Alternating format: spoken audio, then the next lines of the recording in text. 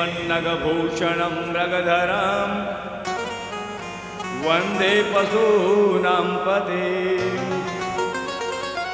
वन्दे सूर्यशशाङ्कवनयनं वन्दे मुकुन्दं प्रियां वन्दे भक्तजनाश्रयाश्रवरदां वन्दे शिवं शङ्करम्। या कुन्देन्दुतुषारहारधवला या शुभ्रवस्त्रावृता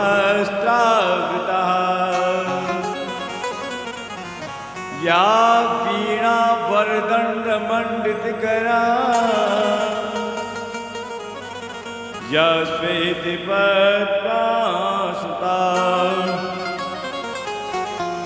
या ब्रह्माच्युत शङ्करः प्रभृतवे देवै सदा वन्दिता सां पातु सरस्वतीं विजयतः निःशेषजाड्यपः।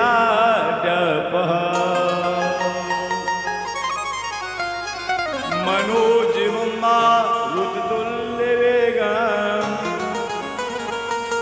जितेन्द्रियं बुद्धिमतां वरिष्ठं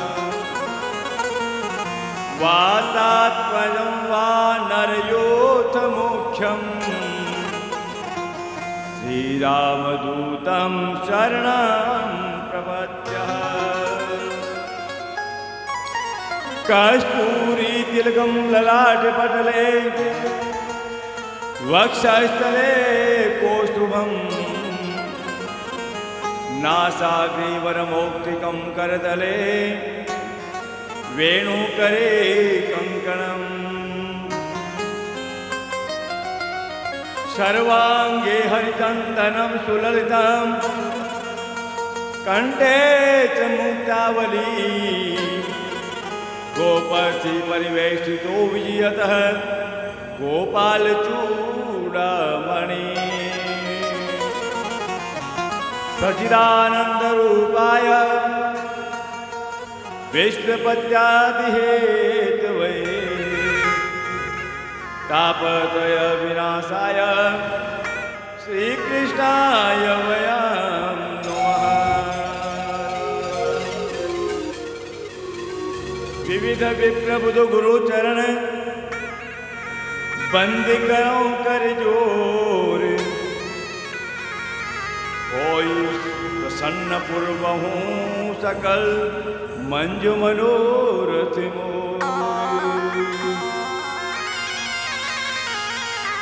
राम कथा के रसिक तुम वीर रास मत दीर आय सुवासन लीजिए तेज पुंज कबीर तेज पुंज कबीर। बोले भागवत भगवान की जय।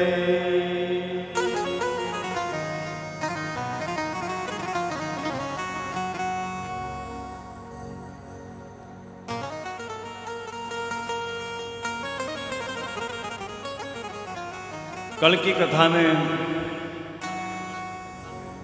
रुक्मणी मंगल का परम पावन चरित्र आपको सुनने को मिला।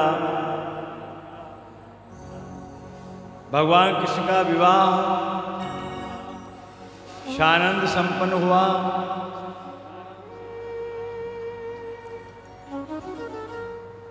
बधाइयां बटी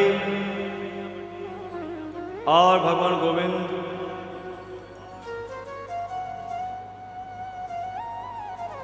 रुक्मणी जी के साथ सप्तपदी द्वारा विवाह में बंधे।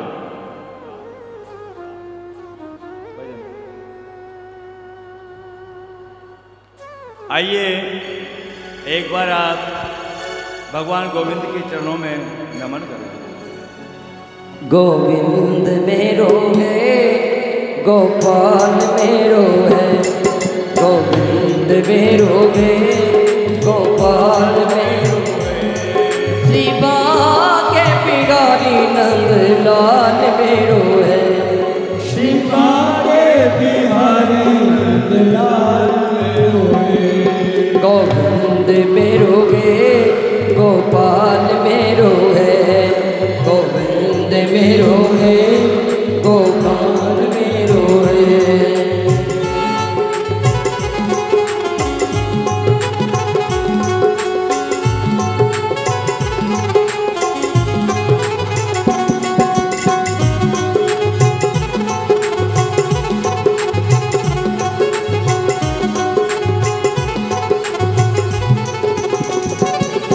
शिव बांके बिहारी नंद लाल मेरो है, शिव बांके बिहारी नंद लाल मेरो है। शिव बांके बिहारी नंद लाल मेरो है, शिव बांके नंद लाल मेरो है। गोविंद मेरो है, गोपाल मेरो है, गोविंद मेरो है, गोपाल मेरो है।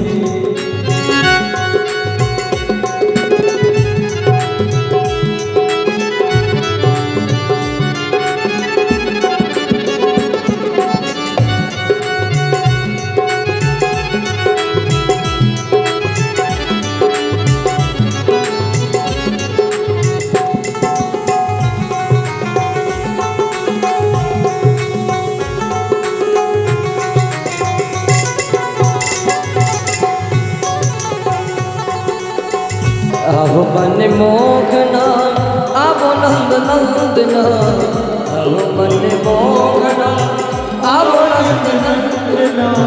राधे जी के संग चले, राधे जी के अंगना, राधे जी के संग चले, राधे जी के अंगना।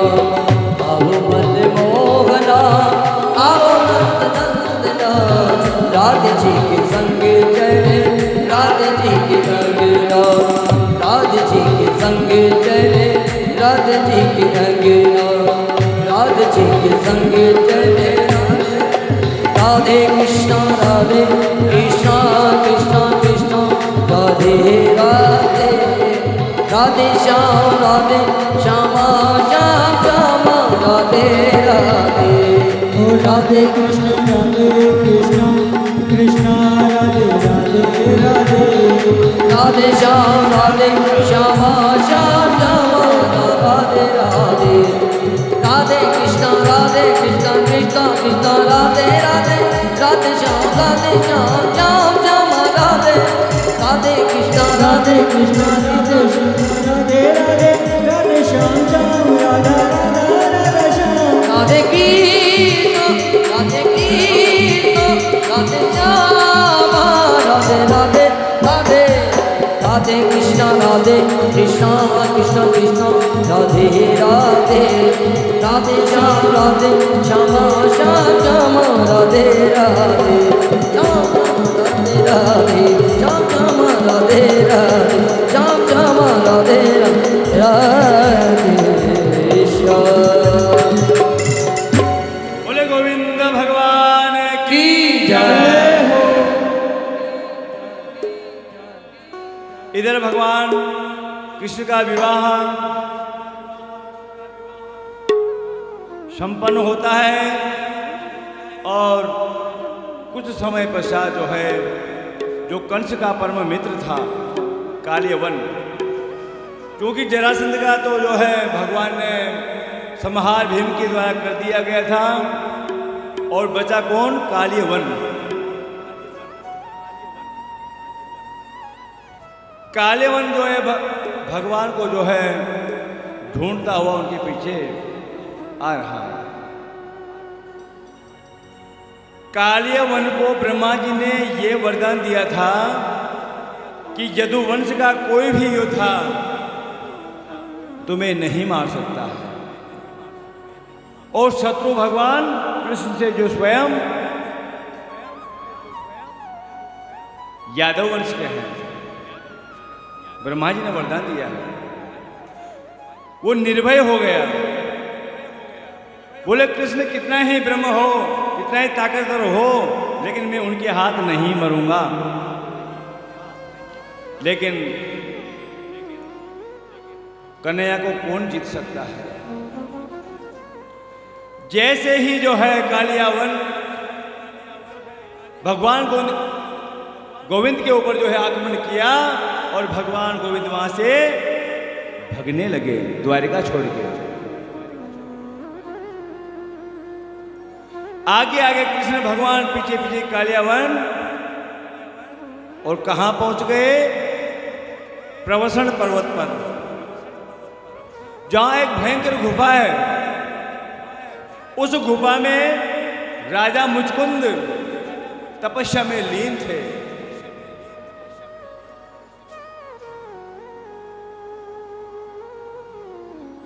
भगवान जैसे ही उस गुफा के अंदर गए और अपना जो पीतांबर था महाराज मुचकुंद के ऊपर डाल दिया, इस जो भगवान ने पीतांबर डाला उसका आभास मुचकुंद जी महाराज को नहीं हुआ, और भगवान गोविंद वहीं कहीं छुप जाते हैं।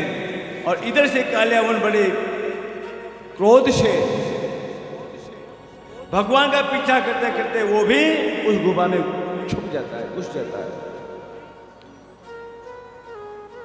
देखा, अरे ग्वाले, यहां गुफा में आकर के बैठ गया, अभी मैं तेरा सर्वनाश कर देता हूं।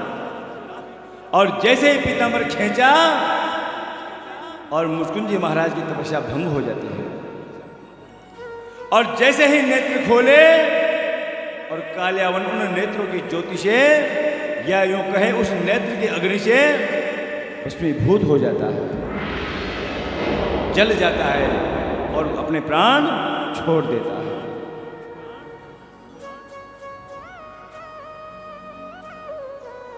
इस प्रकार से जो है भगवान ने कंस का जो है उद्धार स्वयं ने किया। उसके मित्र जो जरासंध है उसका जो है भीम के द्वारा, और उनका जो मित्र कालियावन है उनकी मृत्यु जो है महाराज मुचकुंद के हाथ से करवा दी गई। समय निकला और इधर रुक्मणी जी गर्भवती, 9 मास पूर्ण हुए और महाराज प्रद्युम्न का आगमन हुआ, पहली संतान।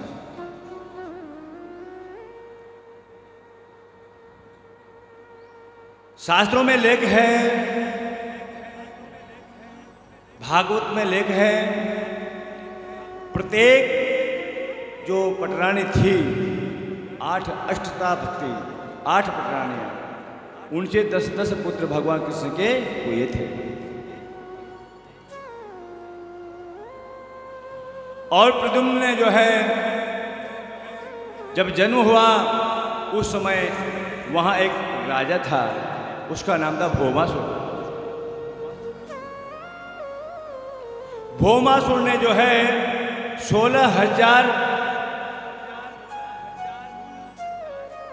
रानियों को जो है कैद करके जो है जेल में डाल रखा था। बड़ा आतंकी था। भगवान ने विचार किया किसी स्त्री को इस प्रकार से बंधन में रखकर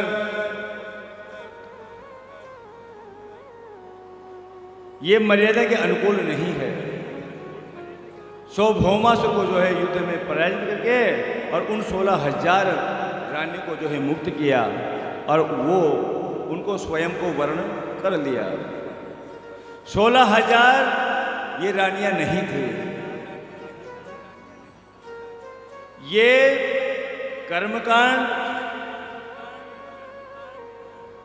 यज्ञ, मीमांसा, इनके जो वेद मंत्र थे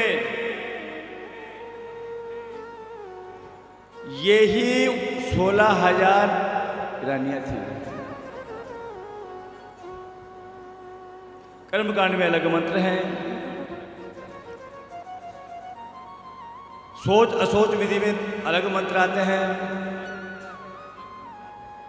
संध्यासु के अलग मंत्र आते हैं, गृहस्थियों के अलग मंत्र आते हैं। सबका टोटल जो मंत्र है वो है 1,00,000 मंत्र। यहां पर जो है भगवान गोविंद ने जो है भौमासुर का वध किया और पुनः द्वारिका पधारे। द्वारिका में आकर के जो है उनका पुनः विजय उत्सव हुआ और वहां वो राज्य करने लगे। समय के अनुसार धीरे धीरे जो है भगवान ने अपनी कई लीलाएं की।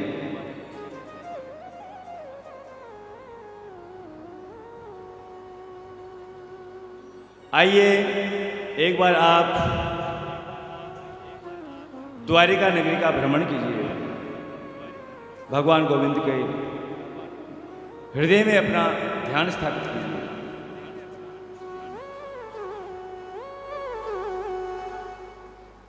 हरि वृंदावन बिहारी लाल की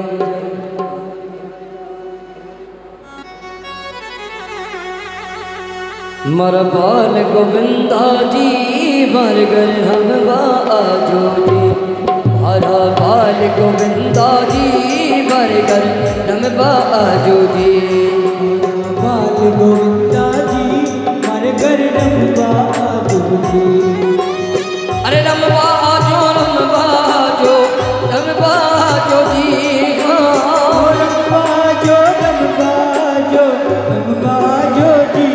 ठाकुर छेल छबीला जी बरगर रम बाजो जी। ठाकुर छेल छबीला जी बरगर रम बाजो जी।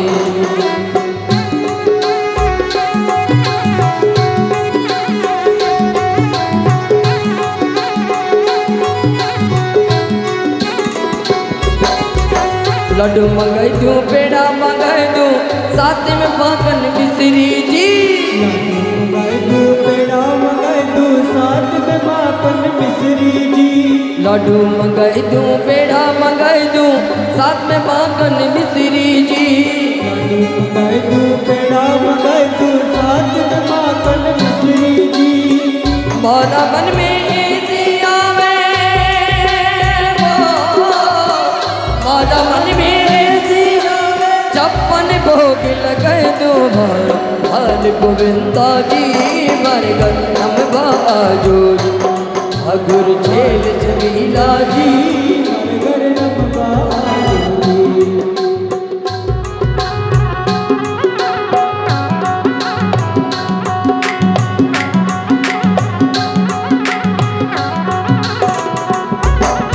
हाथ दुलाई दूं पाँव दुलाई दूं और दुल्हों तक मूंडो जी। दुला दूं पाँव दुला दूं और दुल्हों तक मूंडो जी। हाथ दुलाई दूं पाँव दुलाई दूं और दुल्हों तक मूंडो जी। हाथ दुला दूं पाँव दुला दूं और दुल्हों तक मूंडो जी। मारा मन में ऐसी आवे मारा मन में ऐसी आवे अपने हाथ पिराए दो भाल गोविंदा जी बरगर रम बाजो जी। ठाकुर छेल छबीला जी बरगर रम बाजो जी।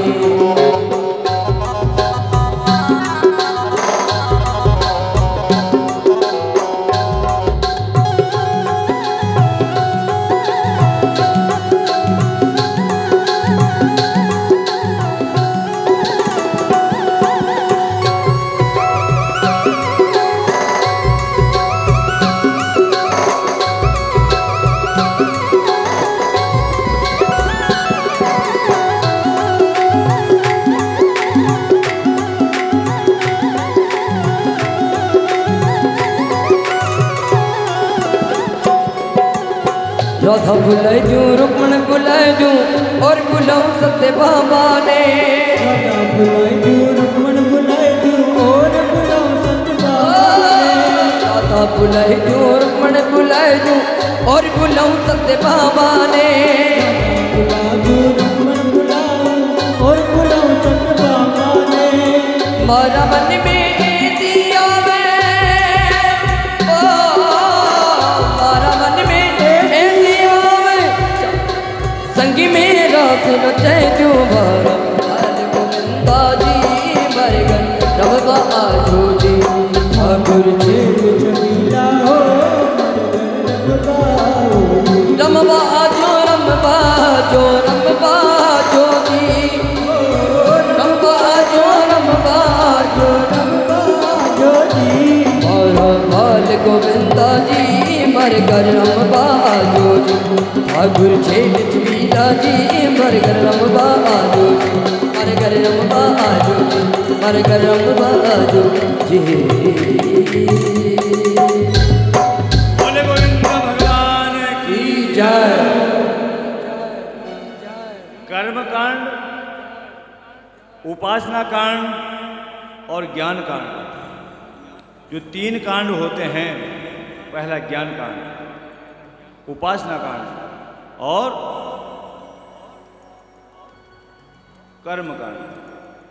कर्म कांड में 80,000 मंत्र दिए हैं, जिनसे ब्राह्मण लोग रोज पूजा यज्ञ हवन आदि करते हैं।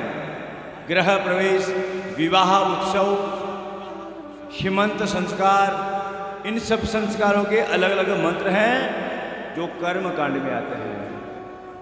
80,000। फिर आता है उपासना कांड। स्वयं अपने आत्मा के उद्धार के लिए जिन मंत्रों का उपयोग लिया जाता है उनकी संख्या 16,000 है। और जिन मंत्रों से ज्ञान प्राप्त किया जाता है, जिन मंत्रों से मनुष्य को ज्ञान प्राप्त होता है, उनकी संख्या है 4,000। 80,000, 16,000 और 4,000 बराबर 1,00,000। यूँ कहें चारों वेदों में मिलकर के 1,00,000 मंत्रों का संग्रह है। इस प्रकार से जो 16,000 जो रानियां थी भौमासुर के कैद में, वह रानियां नहीं, वो वेद की ऋचाएं थी, साक्षात मंत्र थे। उन्होंने जो है जितने भी वेद मंत्र थे वो सब कैद करके जो है अपने महल में रखे हुए थे। भगवान ने उनको आजाद किया और पुनः इस धरती पर, इस संसार में धर्म की स्थापना की, कर्म कांड की स्थापना की, मंत्रों की स्थापना की और स्वयं को ही वर्ण कर लिया। अर्थात जितने भी मंत्र थे, जितने भी ऋचाएं थी 16,000, यों तो वो ब्रह्म में समा गई, क्योंकि स्वयं साक्षात वो वेद रूप है। ब्रह्म स्वयं वेद रूप है, कृष्ण स्वयं वेद रूप है, इसलिए अपने स्थान को अपने आप आ गई। लेकिन संसार को दिखाने के लिए एक एक श्लोक ने एक एक युवती का जो है स्वरूप लिया और भगवान गोविंद ने उन 16,000 जो वेद ऋचाएं थी, यानी स्त्रियां थी, उनसे विवाह किया। और उसके बाद में जो है भगवान कृष्ण ने रुक्मिणी के बाद में जामवंती से विवाह किया। रुक्मिणी सहित 8 विवाह हुए भगवान गोविंद के। जामवंत से विवाह किया। जामवंत कौन है? ये जामवंत जी महाराज की कन्या थी। अपने पिता के साथ में गुफा में रहती थी।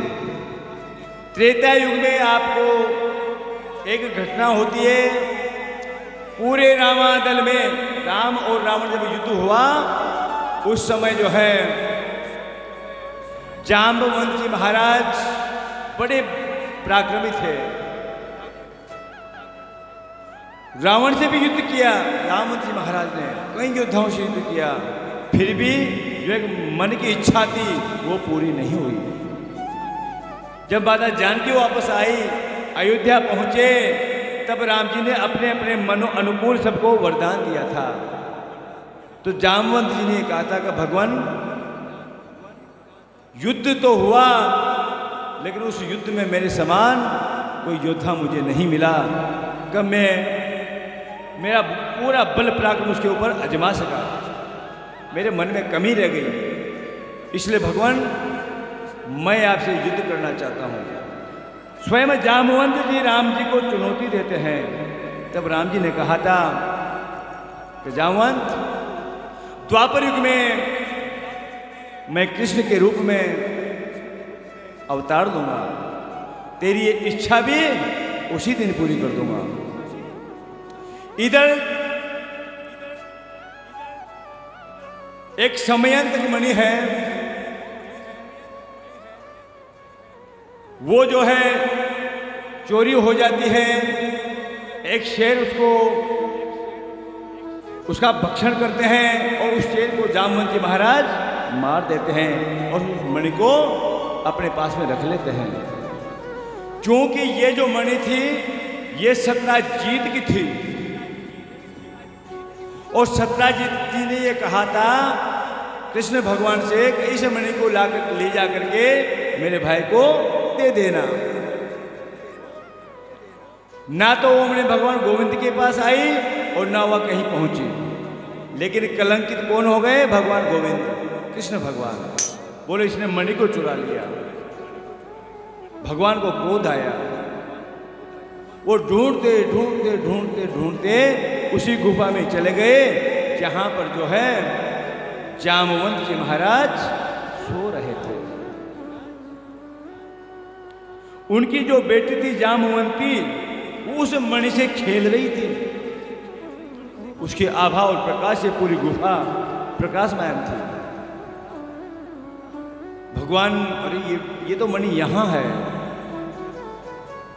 मणि के लिए कहा, जामवंती रोने लगी, मणि छीन रहे हैं गोविंद भगवान। आवाज आई और जामवंती उठे। दोनों में भयंकर युद्ध हुआ, कई वर्षों तक युद्ध हुआ, कई वर्षों तक। ना कृष्ण हारते हैं और ना जामवंत जी पराजित होते हैं। जब अंतिम समय में जब जामवंत जी के सांसें रुकने लगी, तब उन्होंने हाथ में कहा, आप सामान्य पुरुष नहीं हो सकते, आप कौन हैं? उस समय भगवान गोविंद ने दो रूप लिए, एक तो राम, भगवान राम का, एक भगवान कृष्ण का, और कहा, जामवंत जी, आपके दिया हुआ वचन जो मेरा था आज मैंने पूरा कर दिया है। क्षण भर के लिए राम बने, वापस कृष्ण भगवान गोविंद बने और जामवंत जी महाराज शरणागत हो जाते हैं। बोले जामवंत जी महाराज की जय। उन्होंने उस मणि के साथ साथ अपनी कन्या का भी दान दे दिया भगवान को। अब आप विचार करो, जामवंत कौन है?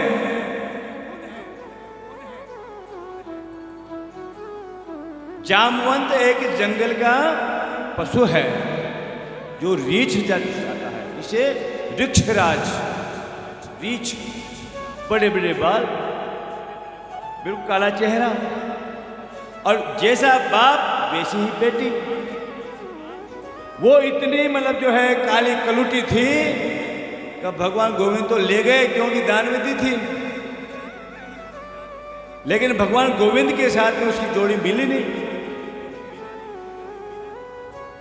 तो उन्होंने जो है जामवंत से कहा कि देवी, मैं जब तक नहीं कहूं जब तक घूंघट को रखे रहना, यानी बड़ा घूंघट ले लेना द्वारिका में। ठीक है भगवान। घूंघट लेके द्वारिका में पहुंचे और इस समाचार जब रुक्मिणी को लगा तो वो भी भगी भगी आई कि भगवान ने साथ में कोई स्त्री को लाए हैं। अब वो स्त्रियों की जो एक स्वभाव होता है, कितनी सुंदर है, कैसी है, मोटी है, पतले के लंबे है, कई कमियां निकालती हैं। अरे भाई घूंघट को ऊपर कर, घूंघट ऊपर कर, लेकिन वो बार बार कृष्ण भगवान कहे तो घूंघट ऊपर हो, लेकिन नहीं। यो करते करते 10 बार का, 20 बार का, 50 बार का रुक्मणी जी ने एक शब्द बोल दिया, ऐसी कोई चांदनी के समान तेरा मुख सुंदर है क्या? जो तू तेरा मुख नहीं बता रही है मेरे को, कोई चांद का टुकड़ा है क्या? और ये कह के जबरदस्ती उनका घूंघट उघाड़ दिया जाता है और जामवंती चंद्रमा के समान मुखमंडल वाली बन जाती है। अब भगवान गोविंद के सामने समस्या आ गई कि जो इसका स्वरूप था श्याम वर्ण का, वो कहां जाए। रुक्मणी के कहने के अनुसार चंद्रमा के समान मुखमंडल वाली तो हो गई, लेकिन एक जो स्वरूप छूटा वहां से, उसके शरीर से, वो काला रंग कहां जाए। तब भगवान गोविंद ने प्रत्येक स्त्री के अंदर एक काले तिल के रूप में उसका भाग करके छोड़ दिया, और जब से ही इस तिल का जो है उद्भव हुआ, तिल का प्राकट्य हुआ। शरीर पर जो तिल है शुभ भी है और अशुभ भी होते हैं। और उसके बाद में जो है एक दिन जब भगवान गोविंद और अर्जुन जी महाराज दोनों सखा कहीं घूमते हुए उपवन से यमुना नदी की तरफ घूमते हुए आराम से घूम रहे थे, दूर से एक स्त्री दिखाई दी।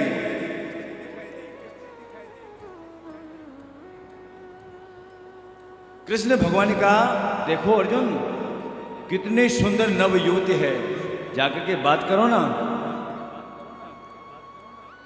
अर्जुन कहते हैं कि भगवान आप भी अपने काम से काम रखें। नहीं नहीं नहीं नहीं नहीं, आप जाके बात करो एक बार। अर्जुन जाता है और पूछता है, हे देवी आप कौन हो और आप यहां क्यों बैठी हुई हो? तब उस युवती ने कहा, मैं सूर्य की पुत्री हूं, कालिंदी हूं, और मेरा सब कुछ भगवान कृष्ण को दे चुकी हूं। मैं उनकी प्रतीक्षा में मैं यहां बैठी हूं। आप जानते हो क्या गोविंद को? किसी को जानते हो क्या? बोले हाँ, कहाँ है वो? मेरे साथ में। जब अर्जुन ने भगवान कृष्ण को कहा कि प्रभु वो तो आपकी प्रतीक्षा में ही बैठी है, पता नहीं कब से बैठी है। गोविंद आते हैं, वो द्वारिकानाथ आते हैं, वार्ता होती है, और सूर्य की जो पुत्री थी कालिंदी, उसका भी वो वर्णन कर लेते हैं। इस प्रकार से जो है भगवान द्वारिकानाथ ने तीसरा विवाह संपन्न किया। इनके अलावा जो है भगवान द्वारिकानाथ ने जो है सत्यभामा, मित्रवृंदा, लक्ष्मणा, सत्या और भद्रा, इनसे भी जो है इसी प्रकार से विवाह करके 8 पटरानियों से इनका विवाह हुआ। 8 क्या है? अष्टता भक्ति, 8 प्रकृति के अंश, यही अष्टता है। अग्नि, जल, 5 तत्व, यूँ कहें आप इसको, पंचभूत, इनके स्वरूप में जो है इन 8 ने अवतार लिया था। और एक दिन जब भगवान द्वारिकानाथ रुक्मणी के साथ में सिंहासन पर बैठे थे, तो रुक्मणी को थोड़ा सा अपने स्वरूप का घमंड हो गया। मैं इतनी सुंदर हूं, कन्हैया तो जो सांवला है, फिर भी मैं इनको निभा रही हूं। कहते ना, एक आम शब्द है, ठीक है निभा रही हूं मैं आपको, नहीं तो इतना कुछ आप में है नहीं, लोकल बात है। भगवान ने विचार किया, अरे इसको तो रूप का घमंड हो गया।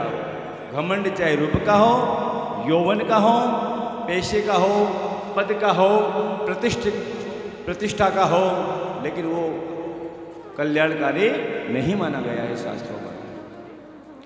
एक हल्का सा विचार आया, मैं अति सुंदर हूं, इस धरती पर मेरे समान सुंदर नहीं है।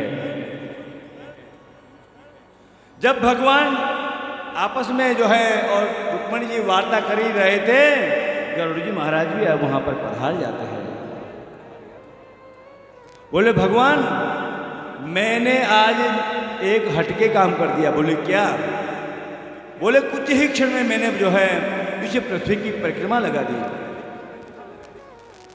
विचार है भगवान द्वारिकानाथ के, इसके भी घमंड आ गया उड़ने का, अपनी भुजाओं का घमंड है। आज इसने पृथ्वी का चक्र लगा दिया, अर्थात इसको बल का घमंड आ गया। ठीक है,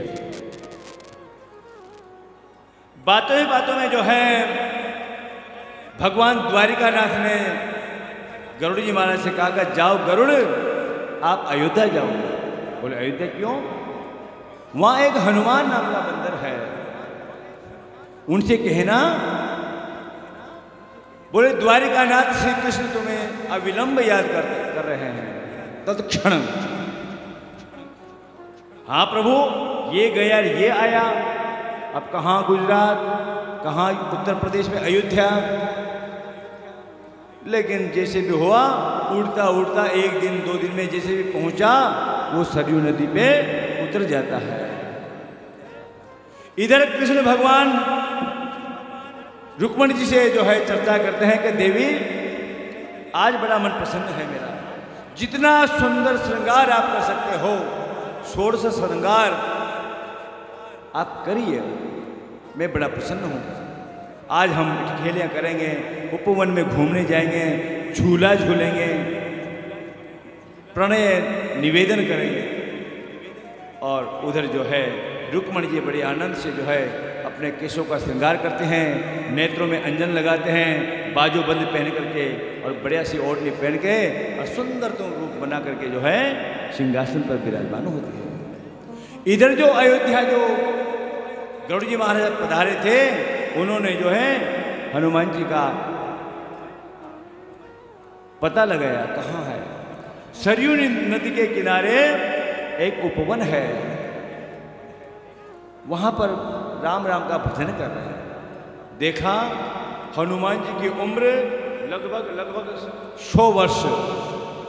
इतने बुजुर्ग, इतने बूढ़े, कृष्णकाय जिनका शरीर इधर से इधर भी नहीं हो सकते हैं, और बिल्कुल शरीर को ऐसा बना रखा था कि उनके शरीर से बदबू जैसी आ रही थी। ना उठना ना बैठना, सब कुछ वहीं पे, और केले खा रहे थे। बोले ये वानर, ये हनुमान है, मेरे गोविंद भी क्या है, मेरे द्वारिकानाथ भी क्या है, ये बंदर करेगा क्या वहाँ जाके? अरे कैसे पहुँचेगा, कब पहुँचेगा? चलो फिर भी उनका आदेश है, उनको उठाया। बड़ी देर में जो भगवान श्री हनुमान जी ने आंखें खोली,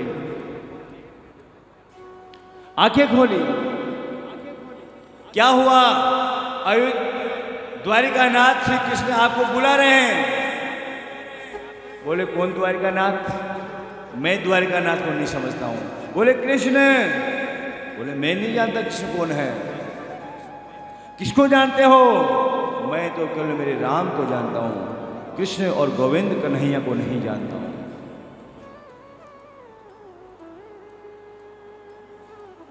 क्यों बुलाया ये तो मुझे पता नहीं, लेकिन ये कहा कि साथ में ले आना। बोले ठीक है, मेरे को एड्रेस बता दे, मैं पहुंच जाऊंगा। अरे नहीं नहीं भाई, आप बुजुर्ग हो, चलना नहीं आता है, उठना नहीं आता है, कैसे आप कहाँ द्वारिका? आप उठो। अरे भाई आप, मैंने कहा ना आप चलो।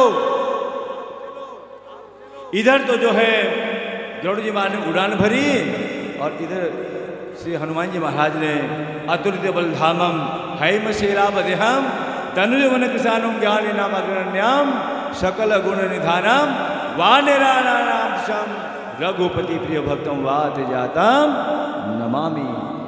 जैसे आभास हुआ और एक क्षण में द्वारिका नाथ के सामने पहुंच जाते हैं। जैसे ही जहां रुक्मण जी और कृष्ण भगवान जी से सिंहासन में बैठे थे वहां जाके हनुमान जी प्रकट होते हैं और अपने नेत्र बंद करते हैं, नाक बंद करते हैं। क्या हुआ? बोले ये कौन है? बोले आप कौन हो? मैं आपको जानता नहीं हूं। बोले आप मुझे नहीं जानते हो? बोले नहीं। तो अरे मैं द्वारिका नाथ हूं, कृष्ण हूं, मेरे को दुनिया जानती है, हनुमान तू नहीं जानता है क्या? बोले ना द्वारिका जानता, ना द्वारिका नाथ को जानता हूं, ना कृष्ण को, ना कन्हैया को, मैं तो केवल एक राम को जानता हूं। तब हनुमान जी को बहुत कहा, तब हनुमान जी महाराज क्या कहते हैं? का छविधारी आपने भले बने हो नाथ, और तुलसी मस्तक जब में धनुष बाण लो हाथ। ये हनुमान का मस्तक जब ही नमे, जब ही झुकेगा, जब आप इस रूप को छोड़ें और इस बांसुरी की जगह धनुष बाण हाथ में लें। कृष्ण भगवान को अपने भक्तों के लिए रूप भी बदलना पड़ रहा है। हनुमान जी फिर भी पीछे पीछे हो रहे हैं। बोले ये कौन है? मुझे बदबू आ रही है, अच्छी नहीं लग रही। कहाँ राम आप और कहाँ ये? माता जानकी तो नहीं हो सकती। वो उनका तो अद्भुत स्वरूप है। उनके मुखमंडल पर जो है हमेशा ही जो है आनंद की लकीरें जो है उभरी रहती है। ये कौन है? कृष्ण भगवान रुक्मणी जी की तरफ देखते हैं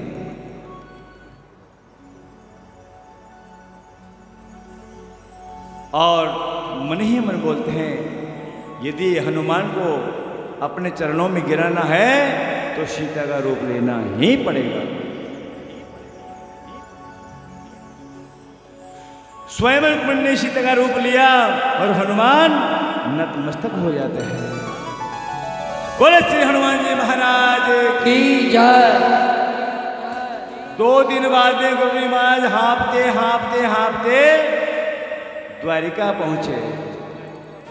बोले भगवान मैं बोल दिया वो आ रहा होगा। भाई आ क्या रहा होगा? वो तो जब ही आ गया जब तो यहां से पहुंचा था। भगवान ने गरुड़ जी महाराज के बल का घमंड तोड़ दिया और रुक्मणी जी महाराज को अपने स्वरूप का, अपनी सुंदरता का अभिमान छोड़ दिया। सुंदरता इस शरीर की नहीं होती, एक बात हमेशा ध्यान रखना। कई परिवार केवल इस शरीर को सुंदर बनाने के पीछे ही बर्बाद हो रहे हैं इस युग में।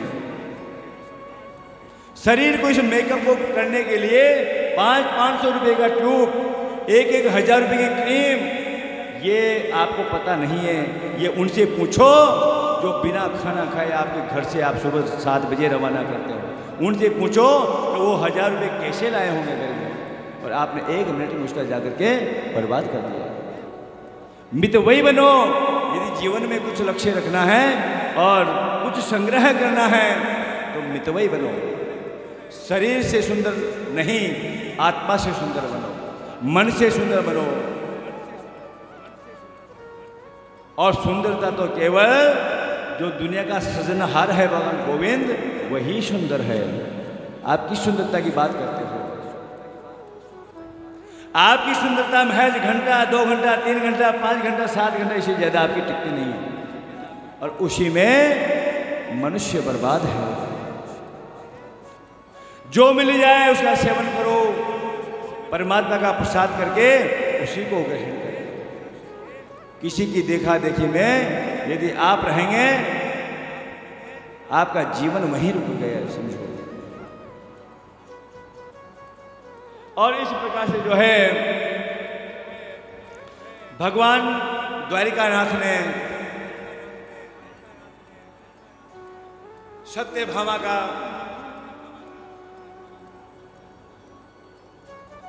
घमंड भी दूर किया।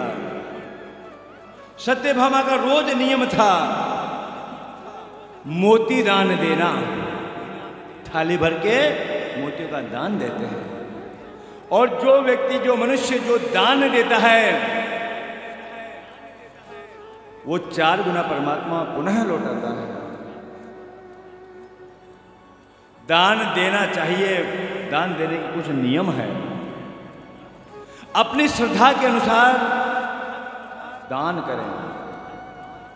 सामने वाले ने 5,000 रुपये रसीद कटा दी, आप भी वही हो, विचार किया 100 की कटाऊंगा तो मेरा मान अपमान घट जाएगा। नहीं, आप जितना सामर्थ्य हो वही दान दें। सामने वाले को देख के दान नहीं दे। नंबर 1 बात, जब भाव जागृत हो, मन प्रसन्न हो, उस समय दान करें। घर में कलह है, घर में परेशानियां आ रही है, कई प्रकार के परिवार में संकट खड़े हो गए। पंडित जी आए, पूजा कराए, पाठ कराए, संकल्प लिया। पंडित जी ने कहा आप 1.25 मन गेहूं दें, दान दें, 1100 रुपये दान दें। आपका मन हृदय में नहीं है, वो दान देने वाला और लेने वाला दोनों पतन के कारण बनता है। दान देते समय बाएं हाथ को पता नहीं लगना चाहिए कब मैंने इस हाथ से दान दिया है। जीवन में एक बार नोट कर लो दिल और दिमाग में, आपने चाहे 1 लाख रुपए का कोई दान दिया हो, उसका कहीं पर भी आप पट्टी मत लगाइए। आपका फोटो खिंच गया, जैसे ही आपने दान दिया, परमात्मा ने आपके ऊपर क्लिक कर दिया। आपका तो रजिस्टर में नाम हो चुका, रजिस्टर्ड। यहां लिखने की आवश्यकता नहीं है। दान, जो व्यक्ति दान दे रहा है, आपने 500 रुपये दिए पंडित जी को, आपकी पत्नी पास में खड़ी है, थल्ला लगा दिया, नहीं सोई खूब है, होता ही नहीं होता है। बहुत बड़ा पाप कर रही हो आप कौन होती हो रोकने वाला?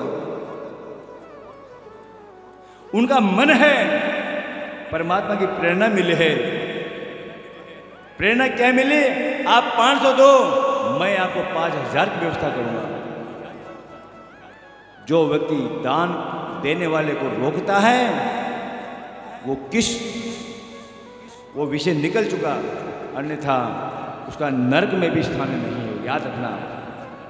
इसलिए दानी के हाथ को मत पकड़ना कभी। खुले मुक्त मन से दान दो, 4 गुना मिलके आपको मिल जाएगा। यहां पर जो है सत्यभामा मोतियों का रोज दान देती है, स्वर्ण के थाल में मोती भर के। अभिमान हो गया, मैं बहुत बड़ी दानी हूं। कृष्ण भगवान ने विचार किया, ये अभिमान मुझसे दूर कर देगा।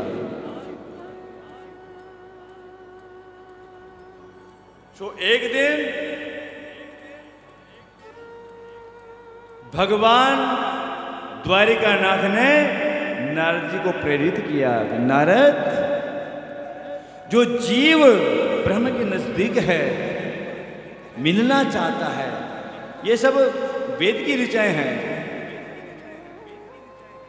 उनके मन में जब अभिमान आता है तो ब्रह्म वहां से दूर हो जाता है।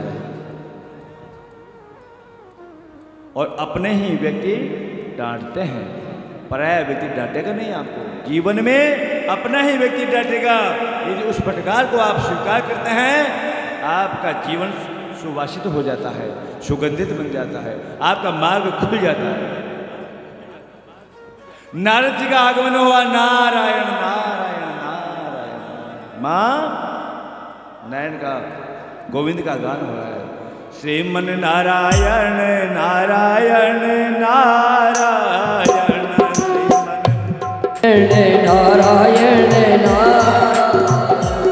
श्रीमन नारायण नारायण नारायण नारायण नारायण नारायण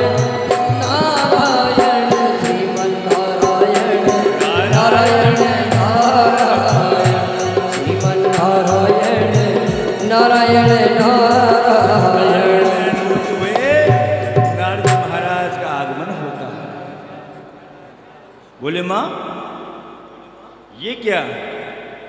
सोने का थाल, उसमें मोती। बोले मैं रोज का दान करती हूँ। रोज दान करती हो? हाँ रोज दान करती हूँ।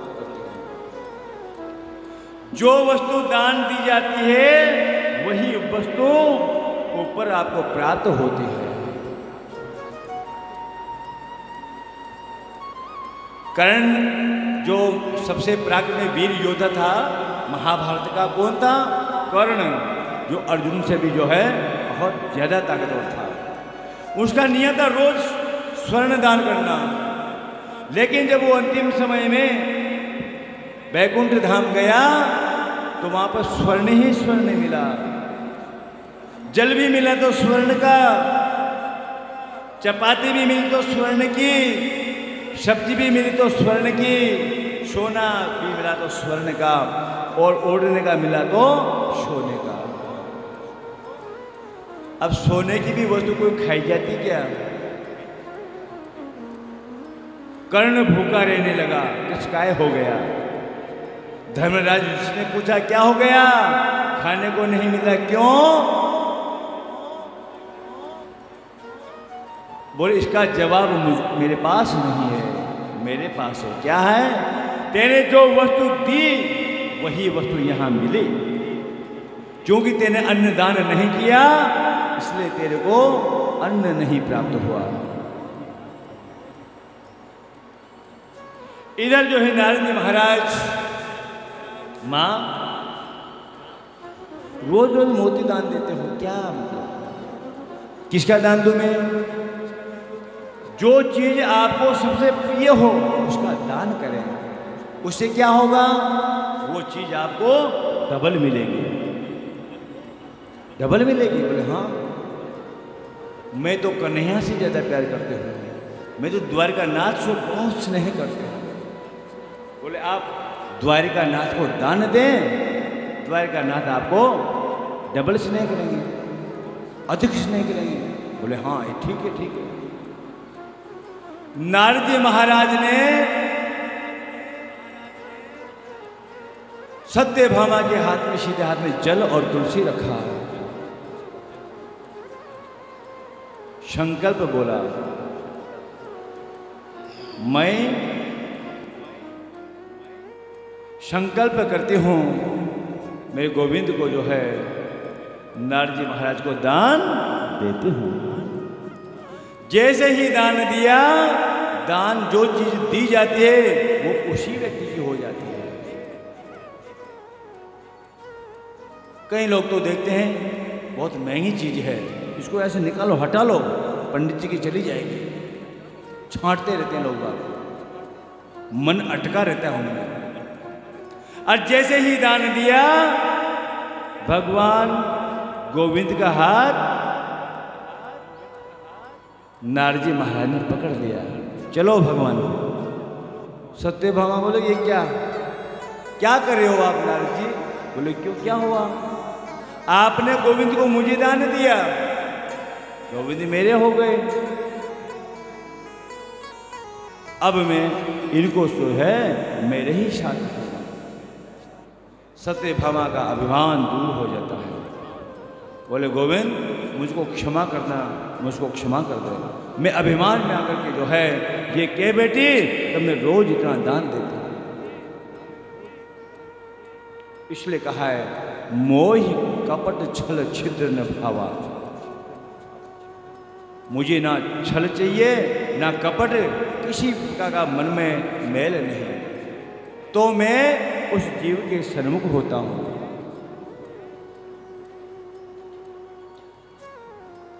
इस प्रकार से जो है भगवान द्वारिकानाथ ने अपने कई लीलाएं की, महाभारत की रचना की, और जो है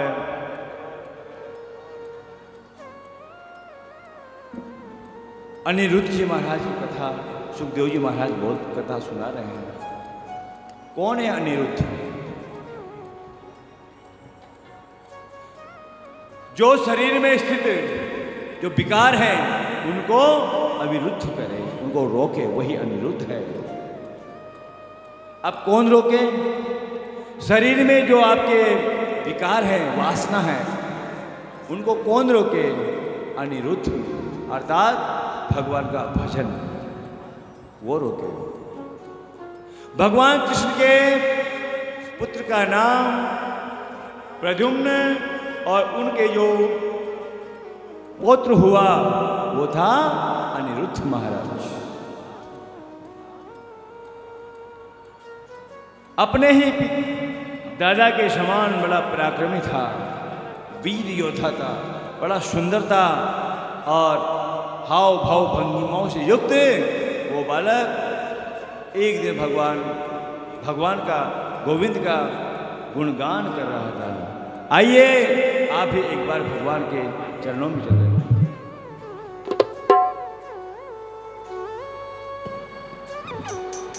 बोले वृंदावन बिहारी लाल की जय। मेरे बांके बिहारी लाल तेरी जय हो, मेरे बांके बिहारी लाल तेरी जय हो।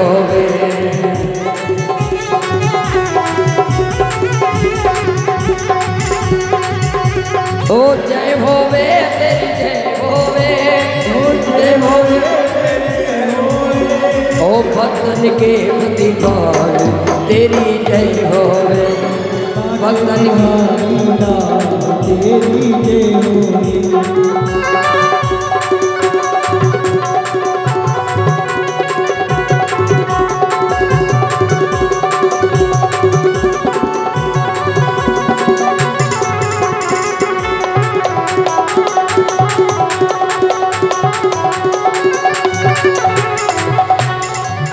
ओ चारि वेद तेरो यश गावे,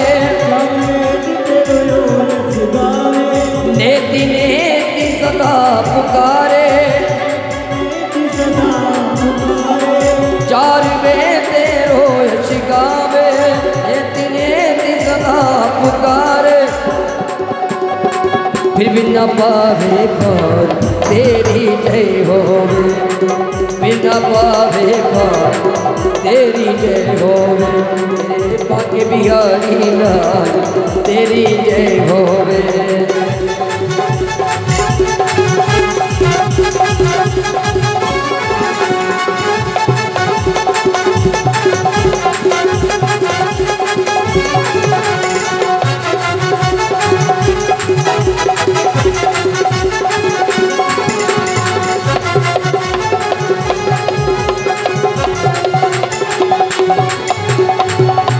तो दुख संकट में तुम रखवारे, दुख संकट में तुम रखवारे, भक्तों की आंखों के तारे, ओ दूर करो अंधकार तेरी जय हो, दूर करो अंधकार तेरी जय हो, बांके बिहारी लाल तेरी जय होवे।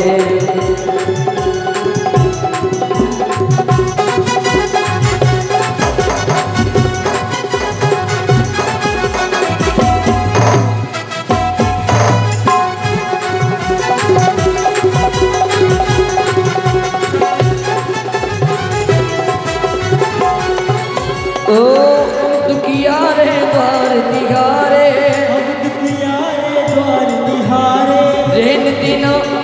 रेन बिना तुम पुकारे, रेन बिना तुम्हें पुकारे, ओ कर बहुत सागर से पार तेरी जय होवे, कर बहुत सागर से पार तेरी जय, मेरे बांके बिहारी लाल तेरी जय होवे, भक्तन के प्रतिपाल तेरी जय होवे। सुखदेव जी महाराज परीक्षित जी महाराज को 10वें स्कंद से 11वें स्कंद में प्रवेश करते हैं। 10वां स्कंद भागवत का हृदय और 11वां स्कंद और 12वां स्कंद भगवान का ब्रह्मांड। अर्थात हृदय में स्थापित होने के बाद अब परीक्षित महाराज जो है ब्रह्मरंध्र में स्थापित हो रहे हैं। बोले परीक्षित इतने दिन हो गए, आज 7 दिन हो गए, जल तक नहीं पिया। परीक्षित एकाकार हो जाता है। केवल सुखदेव जी के द्वारा जो शब्द जो मुखारविंद से निकल रहे हैं वही शब्द उनको ध्वनि के रूप में सुनाई दे रहे हैं।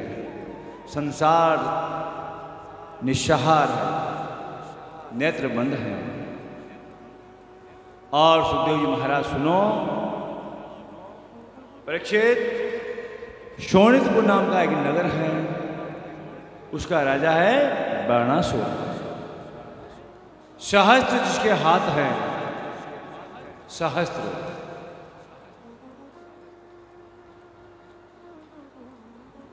बड़ा वीर है, बलवान है। उसके एक कन्या थी, उसका नाम था उषा। कन्या का नाम उषा, बाणासुर की बेटी। एक दिन जो है सो रही थी, स्वप्न में एक अद्वितीय जो है राजकुमार उसके स्वप्न में आता है। जैसे ही वो बालक स्वप्न में आता है और स्वप्न के अंदर उनका जो है प्रणय निवेदन हो जाता है, एक दूसरे को हृदय वो दे बैठते हैं। स्वप्न में घूमने जाते हैं, उपवन में, पहाड़ों में, नदियों में, तालाबों में, बड़े आनंद करते हैं स्वप्न में। जब स्वप्न में बिछड़े उस समय जो है उषा की स्थिति ऐसी हो गई जैसे प्राण निकल रहे हो, और जैसे ही प्राण निकलने की स्थिति में आए कंठ अवरुद्ध हुआ और निद्रा भंग हो जाती है उषा की, और वो तड़प करके जो है खड़ी हो जाती है। सखी सहेलियां आ जाती है, बोले क्या हुआ? बोले मेरे स्वप्न में एक राजकुमार आया है, उस राजकुमार ने मेरे ऊपर ऐसी मोहिनी छवि डाली, मेरा मन उसने हरण कर लिया है। मेरा मन वहां चला गया है। कौन है, कहाँ है, कैसे है? बोली ये तो मैं भी नहीं जानती। वो राजकुमार पहली बार मेरे स्वप्न में आया है, लेकिन जब पहली बार आया तो मैं उसके अधीन हो गई, मेरा मन में उसे दे चुकी। चोरी तो करें लेकिन किसकी? मन की, वस्तु की नहीं। चोरी का फल क्या होता है बहुत विस्तृत विषय है। एक चोरी राम जी के दरबार में हुई थी। राम और लक्ष्मण जब सरयू के नदी के किनारे बैठे थे, आराम से बैठे थे, सरयू नदी के दर्शन कर रहे थे, एक कुत्ता जोर से चिल्लाता हुआ वहां से निकला। राम ने कहा लक्ष्मण जाओ देखो ये कुत्ता क्यों रो रहा है, क्या तकलीफ आ गई? क्योंकि रामराज देहिक देविक भौतिक तापा, राम राज नहीं काहुई व्यापार। वो है रामराज। तीनों प्रकार के जहां तकलीफ, जहां कष्ट नहीं हो, वो रामराज है। जहां जड़, चेतन तो बहुत दूर की बात है, जहां जड़ भी हमेशा प्रसन्न मुद्रा में दिखाई दे, वो रामराज है। लक्ष्मण जाओ उस कुत्ते से पूछो, श्वान से पूछो क्या तकलीफ हुई। श्वान को बुलाया। लक्ष्मण ने कहा श्वान क्या हुआ? बोले जो महाराज, जो सन्यासी जो उधर से आ रहे थे, उन्होंने मेरे को बहुत मारा। राम जी को ये चीज देखी नहीं गई। राम जी ने उस सन्यासी को बुलाया। बोले महाराज सन्यासी जी, आपने इस कुत्ते को क्यों मारा? बोले नहीं भगवान, मैंने सोचा कि ये बैठा था, मैं इसके पास होकर निकलूंगा, कहीं मुझे ये नहीं खा जाए, इसलिए मारा था। अपराध नहीं किया, फिर भी मार दिया। बोले निरपराध को जो है तेने मारा, और जिसका तू अपराधी है वही तुझको सजा देगा। ये राम का वचन है, राम का वचन है। कुत्ते से पूछा, कुत्ता एक बात बता, इस महाराज को क्या सजा देना चाहिए? तो जो कहेगा वो दंड मिलेगा। श्वान ने कहा कि प्रभु एक काम करो, आप सभा इकट्ठी है, आप एक काम करें, इस साधु को ऐसे मंदिर का महंत बना दिया जाए जहां पर खूब पैसा आता हो, खूब घी आता हो, खूब सामान आता हो। प्रजा ने विचार किया ये दंड दे रहा है या इनाम दे रहा है। राम जी चक्कर हो गए, लक्ष्मण जी भी थोड़ा से बोले क्या कर रहे हो आप स्वयं देवता? बोले हाँ नहीं सही है, मेरा निर्णय बिल्कुल सही है। क्यों? क्योंकि प्रभु मैं भी पूर्व जन्म में एक बहुत बड़े मंदिर का पुजारी था, लेकिन वहां जो सामग्री आती थी, घी, दूध, शहद, शक्कर, जो भी भगवान के निमित्त चढ़ाते थे, मैं भगवान के काम न लेता था और उसको मैं सेवन किया करता था। उस अपराध से मुझे कुत्ते की योनि मिल गई।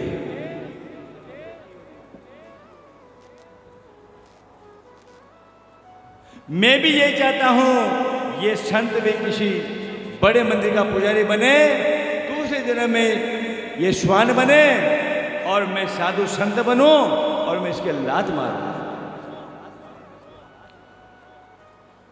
यदि भूल से भी अपराध हो जाता है तो आपको उसका प्रायश्चित करना ही पड़ेगा। भूल से भी। यहां पर जो है उषा की जो सहेली है चित्रलेखा, चित्रलेखा कौन है? जिसके मन में चित्र विचित्र विचार आते हों। ये संसार सारा जो समाया जाता है वही चित्रलेखा है। ये कर दूं, वो कर दूं, ये खा लूं, वो पी लूं, इतने जोड़ दूं, इतने खर्च कर दूं, उसको उसका मान कर दूं, उसका अपमान कर दूं। जब दिमाग में, मन और मस्तिष्क में ये तर्क और वितर्क जब माइंड में आते हैं, दिमाग में आते हैं, तो समझो आप भी चित्रलेखा बन गई हो। नाम तो बड़ा सुंदर है लेकिन अर्थ देखो इनके। भागवत में एक एक शब्द का अलग अलग अर्थ है, यानी लिखा क्या जा रहा है, लक्ष्यार्थ क्या है और उसका भावार्थ क्या है।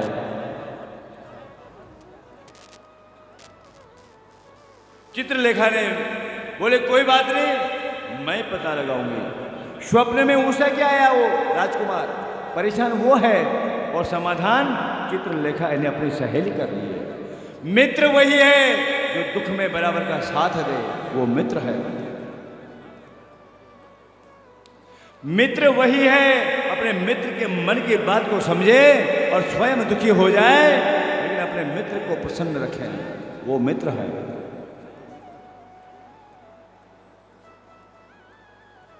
आजकल दोस्ती भी बड़ी विचित्र हो गई। यहां चित्रलेखा ने चित्र बनाना प्रारंभ किया भोजपत्र पर। 1, 2, 3, 5, 10 राजकुमारों के चित्र बनाना शुरू किया।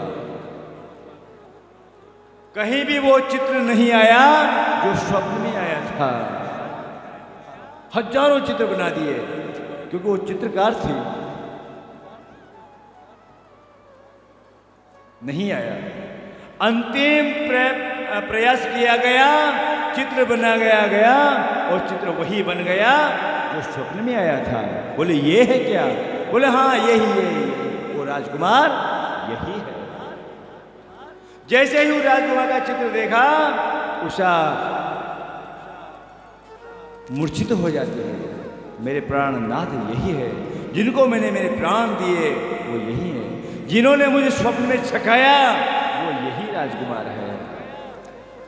मैं जो स्वप्न में आया है मैं उसी से विवाह करूंगी, अन्य से विवाह नहीं करूंगी। यहां पर चित्रलेखा जो है अब अपने सखी, अपने मित्र का काम करते हैं प्रारंभ, और योगमय से उड़ती है और द्वारिका पहुंचती है। द्वारिका में सुदर्शन चक्र बराबर सुरक्षा पहरे में है। जाएं तो कैसे जाएं अंदर? नारद जी मिले। याद रखना, जब भी अपने जीवन में अचानक कोई संत आ जाए, महर्षि आ जाए, राज ऋषि आ जाए, गुरु आ जाए, ब्राह्मण आ जाए, हाथी आ जाए, कुम्हार मिल जाए, मोर मिल जाए, दूध और दही के मटके मिल जाए, समझना आपका काम बहुत जल्दी हो जाएगा। ये शुभ लक्षण है। जैसे ही चित्रलेखा ने देखा, अरे नारद जी आ रहे हैं, काम हो गया, क्योंकि वो भक्ति के आचार्य हैं। कौन? और जहां भक्ति है वहां तो फिर भगवान है ही सही।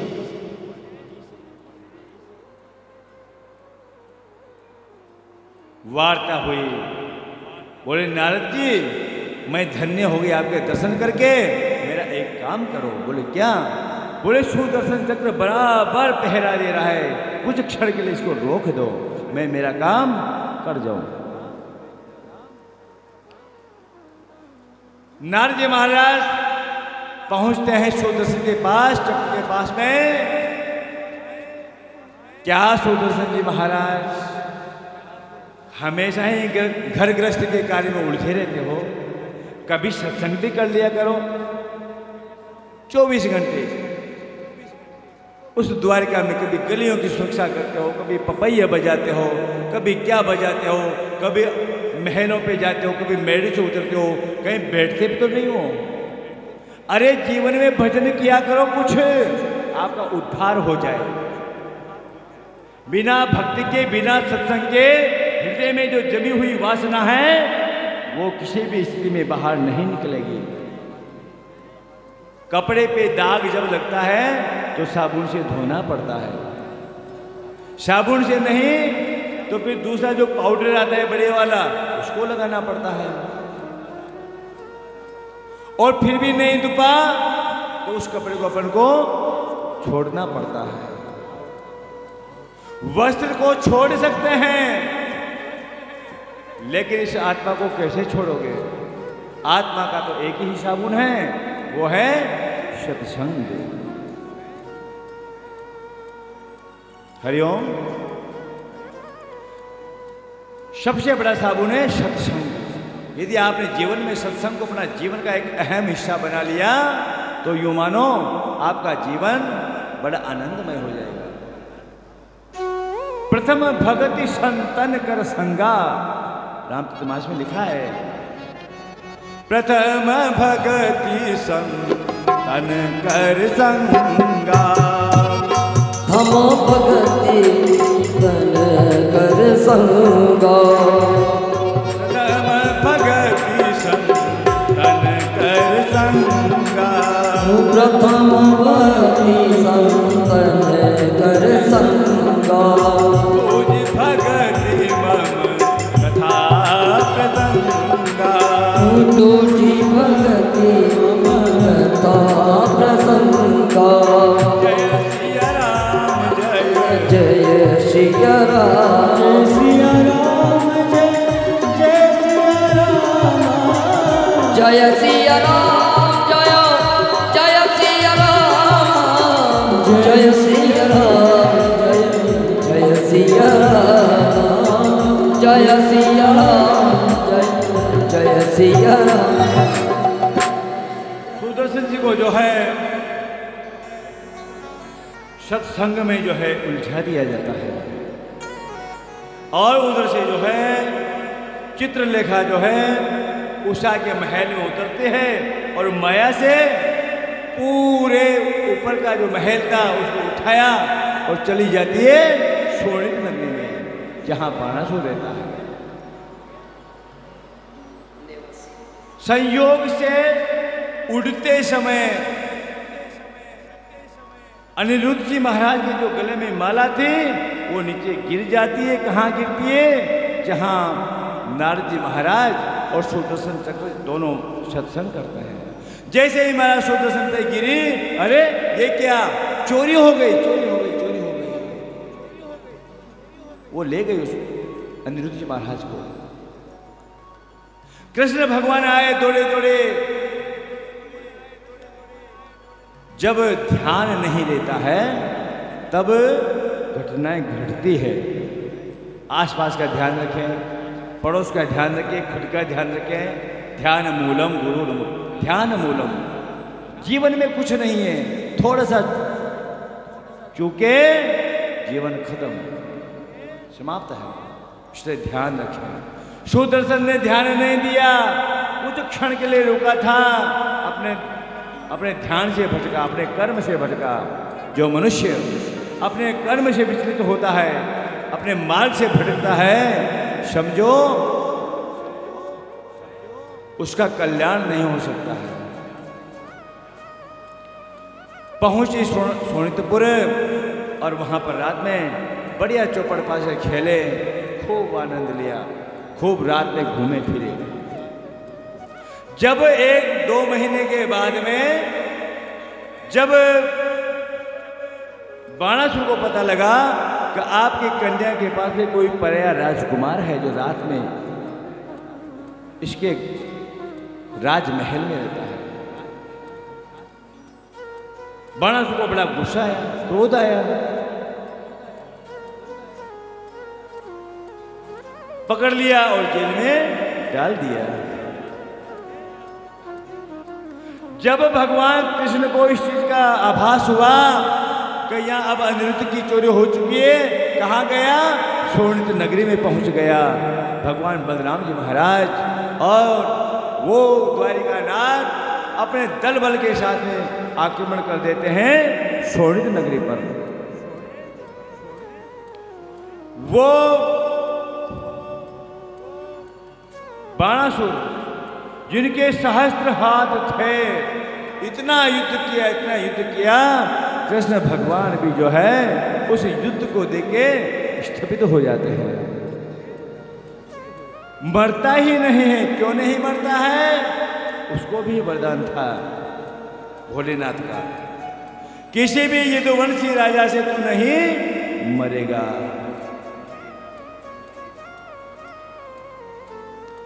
भगवान का इतना परम भक्त, जैसे कि रावण प्रार्थना की है भगवान भोलेनाथ रक्षा करें। खुद भगवान भोलेनाथ बाणासुर की तरफ से भगवान द्वारिकानाथ से युद्ध करता है।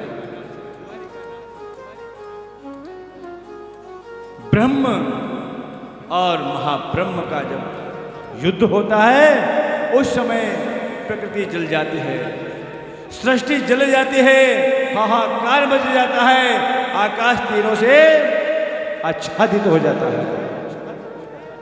टंकार, धनुष की टंकार की आवाज सुनाई देती है, हाहाकार मच जाता है, मार काट मच जाती है और खून की नदियां बहने लगती है। भगवान कृष्ण ने भगवान भोलेनाथ को वंदन किया, हे महादेव आप तो कालों के काल हैं, कुछ तो उपाय सूझो बताओ। बोले गोविंद ये बाणासुर मरेगा नहीं। क्यों? मैंने जो वरदान दिया है। और महादेव के कहने से जो है बाणासुर भगवान द्वारिकानाथ कृष्ण भगवान की शरण में आ जाता है। युद्ध समाप्त होता है और अनिरुद्ध जी महाराज का विवाह उषा के साथ बड़े धूमधाम से द्वारिका में बन जाता है।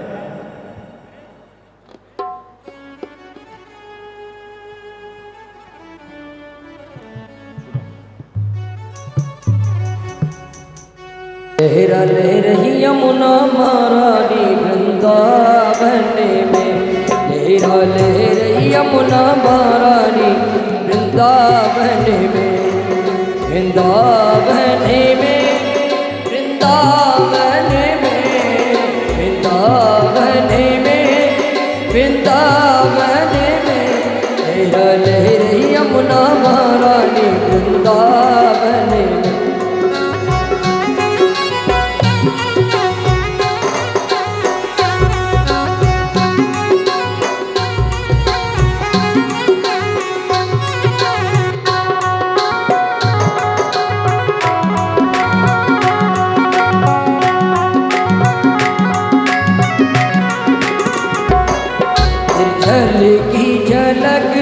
ब्रजराज की चमक तेरे जल की झलक, ब्रजराज की चमक, फूल रही फूलवारी तेरे तट बन पे, फूल रही फूलवारी तेरे तट बन पे।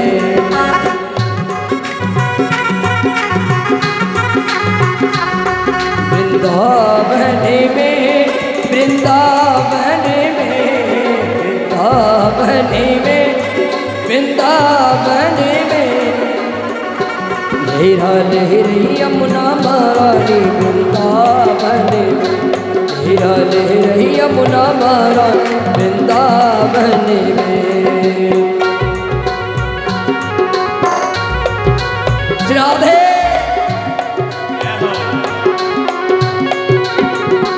लिए हाथन में माल मोर पंख सोहे बाल, लिए हाथन में बाल मोर पंख सोहे बाल, हे सोते क्यों तेरो रो वृंदावन में।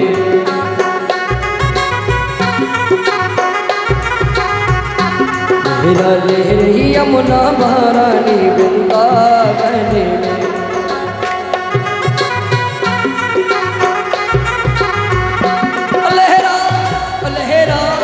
लहरा लहरा लहरी यमुना महारानी वृंदावन, लहरा लहरी यमुना महारानी वृंदावन।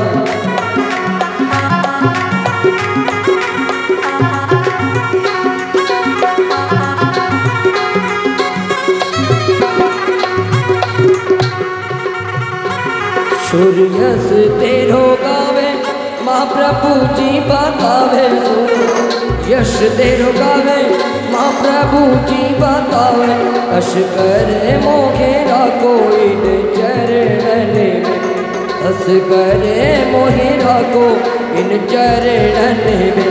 ओ लहरा लहरी यमुना महारानी वृंदावन में, लहरा लहरी यमुना महारानी वृंदावन में। बोले यमुना महारानी की, वृंदावन बिहारी लाल की जय। एक दिन जो है नारद जी ने विचार किया, ये भगवान कृष्ण भगवान 16,108 जो पटरानियाँ हैं इनके साथ में कैसे रहते होंगे, कैसे इनका जीवन निर्वाह होता होगा। इस दृश्य को देखने के लिए नारद चले आते हैं द्वारिका नगरी में। जैसे ही द्वार पर जो है अंदर प्रवेश किया, पहले रानी के यहाँ भगवान गोविंद सो रहे हैं। नारद जी ने कहा कृष्ण यही है? बोले हाँ सो रहे हैं। देखो तो सही सो रहे कि जग रहे? देखा सो रहे, कोई बात नहीं। अगले महल में गए। कृष्ण कहाँ हैं? बोले पूजा कर रहे हैं। बोले वहां सो रहे यहाँ पूजा कर रहे हैं, ऐसे कैसे हो सकता है? आगे बढ़ो मैं, आवाज लगाई, हे द्वारिकानाथ कहाँ हो? बोले आ रहा हूं। गाय दो रहा हूं, थोड़ा टाइम लगा, बैठ जा। नारद बैठ जाते। यूं करते करते नारद जी ने 16,108 महलों में प्रवेश किया और गोविंद ने जो है उतने ही स्वरूप धारण करके उन पटरानियों के साथ में जो अपनी उपस्थिति दर्ज कराई।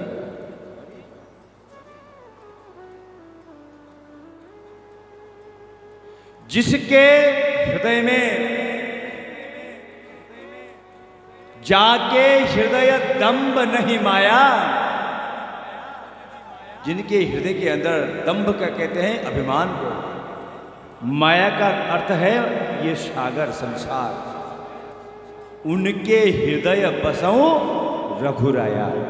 रघुराय कहते हैं भगवान को, चाहे वो राम हो, चाहे श्री कृष्ण हो, या कोई और अन्य देवता हो, जिनका हृदय परम पवित्र होता है उनके ही हृदय में ब्रह्म का वास होता है। यहां नारद जी एक एक महल में अनुसंधान करते हैं, एक एक रानी के महल में जाते हैं, घर में जाते हैं, कहीं सोए मिलते हैं, कभी दूध दोते हुए मिलते हैं, कभी संध्या वंदन करते मिलते हैं, कभी भोजन माखन मिश्री खाते हुए मिलते हैं, कहीं राधा के साथ नृत्य करते हैं, कहीं रुक्मण के साथ हिंडोलों में हिंडोल झूलते हुए मिलते हैं।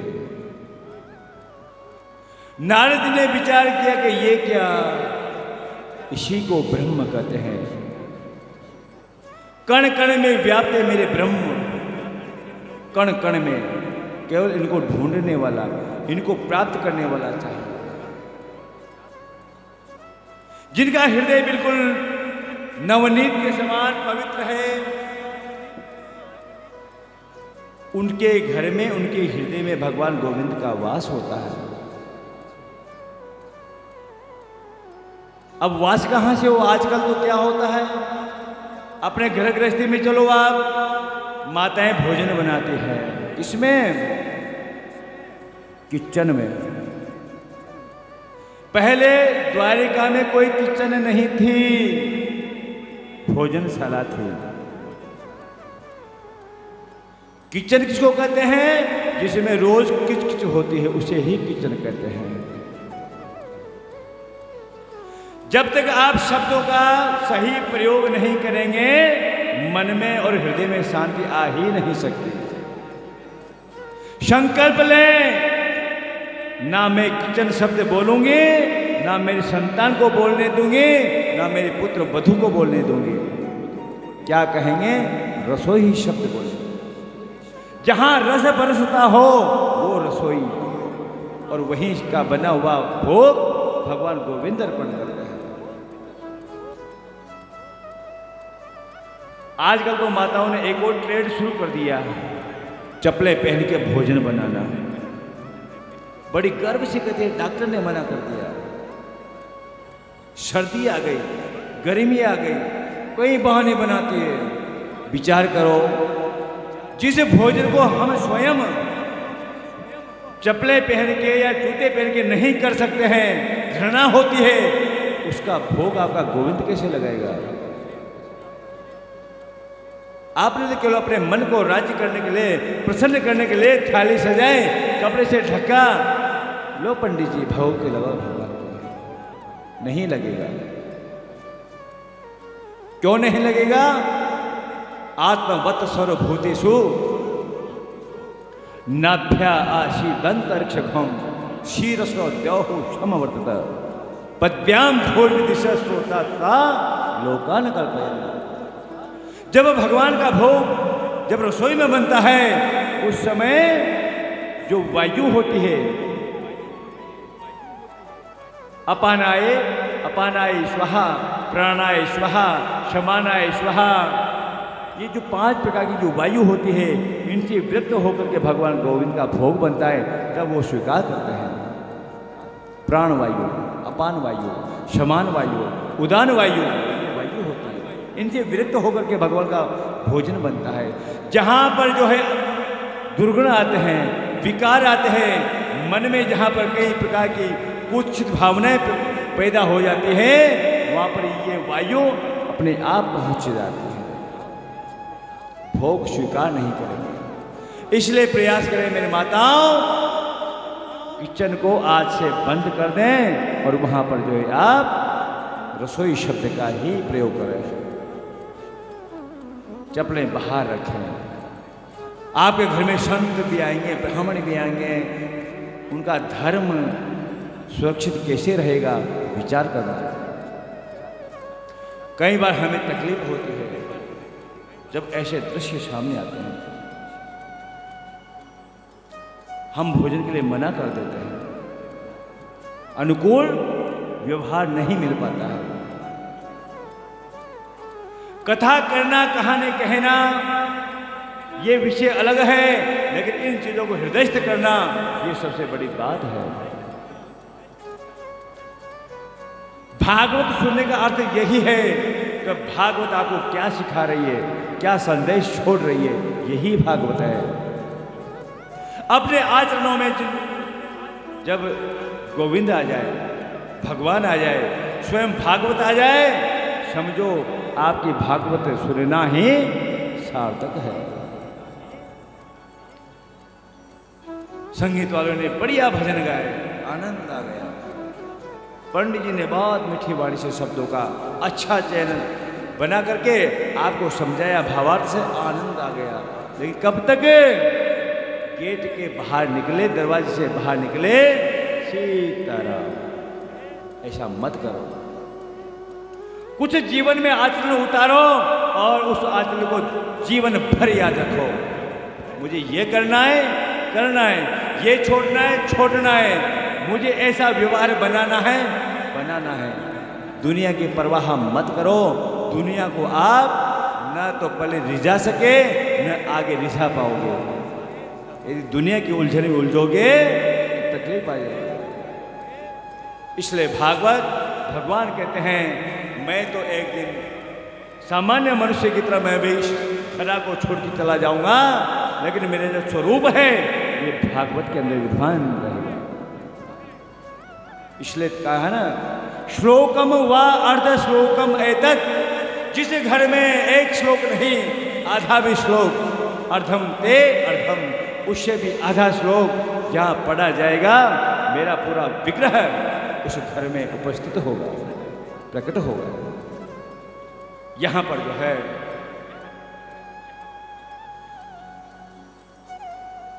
भगवान द्वारिकानाथ, द्वारिका में जो है जिस महल में जाते हैं, वहीं पर जो है कभी रसोई में भगवान गोविंद के दर्शन, कभी गौशाला के दर्शन नारद जी करते हैं, कभी रंगशाला में, कभी वैभवशाला में, कभी मधुवन में। परमात्मा हर जगह है। मन से केवल हृदय आपका पवित्र होना चाहिए, सब कुछ मिलेगा। उनकी जो है नारद जी महाराज वंदन करते हैं, भगवान आप तो ऐसे सामर्थ्यवान हो, आपके सामर्थ्य को जो है सरस्वती भी लिख नहीं सकती कलम से। समुद्रों में जो जल है उसकी स्याही बनाए। मां सरस्वती यदि समुद्रों के जल को स्याही बनाए, वृक्षों की कलम बनाए, धरती को कागज बनाए और फिर लेखनी से लिखे, तो भी संभव नहीं है मेरे गोविंद के गुणगान का। ऐसा अद्भुत स्वरूप है। बोले गोविंद भगवान की जय। और कुछ समय बाद में जो है, जो उनका परम मित्र अर्जुन था, वो स्वयं कृष्ण भगवान की जो बहन थी सुभद्रा, उनसे विवाह होता है। कौन है सुभद्रा?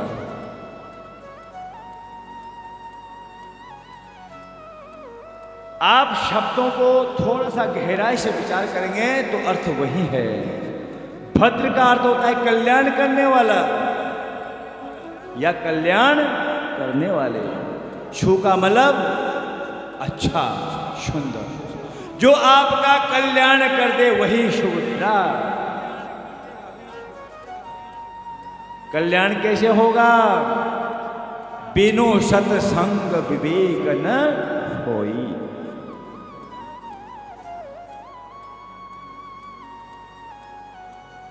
यही भागवत का मूल मंत्र है। यदि आपके हृदय को राम नहीं बनाया, कृष्ण नहीं बनाया, सीता महारानी का आगमन नहीं हुआ, राधा जी को नहीं पधराया, तो फिर आपका कल्याण होना संभव नहीं है। आपका कल्याण कैसे होगा? जब आप सत्संग, संतों का, मंत्रों का, ब्राह्मणों का, अपने श्रेष्ठ जनों का मान करेंगे, सम्मान करेंगे। यहां पर जो है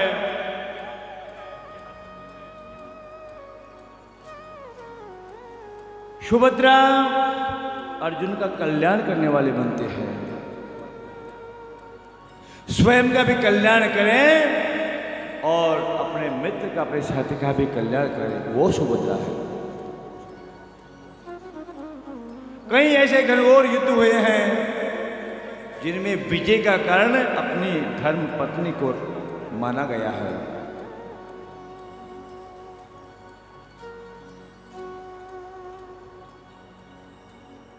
धीरे धीरे समय निकला, महाभारत की रचना की और देवताओं ने प्रार्थना की, हे गोविंद, हे द्वारकानाथ, अब आप जिस उद्देश्य से, जिस हेतु से आपका आगमन हुआ था वो संपूर्ण हुआ। अब आप अपने स्वधाम को पधारिए। देवता लोग आपका वहां पर अभिनंदन करने के लिए तैयार हैं। भगवान ने ध्यान दिया, बोले इस धरती पर इतने यदुवंशी लोग हैं, इनको कैसे समाप्त किया जाए? जब किसी वस्तु का मद अर्थात अभिमान आ जाता है तो समझो अधर्म वहां पर अपना स्थान बनाता है, अधर्म का उदय होता है और धर्महीन हो जाता है। कर्मण्येवाधिकारस्तु मा फलेषु कदाचन। भगवान कब अवतार लेते हैं? जब जब होई धर्म की हानि और बाढ़ई असुर अधम अभिमानी, तब भगवान गोविंद अवतार लेते हैं। कैसे इनका नाश किया जाए? भगवान ने अपने ही योगमाया से कुछ लीलाएं रची। कुछ यदुवंशी बालक खेलते खेलते खेलते एक वन में चले जाते हैं। वहां पर कुछ ऋषि और महर्षि तपस्या कर रहे हैं। बालकों ने मजाक किया। मजाक वहीं करो जहां तक अपना हित सधे। वाचाल लभतम नाशे। अधिक बोलना भी स्वयं का नाश का कारण बन जाता है। अपनी वाणी को संयमित रखें। ज्यादा यदि अपनी वाणी का प्रयोग करेंगे तो शब्दों का कोई अर्थ नहीं है।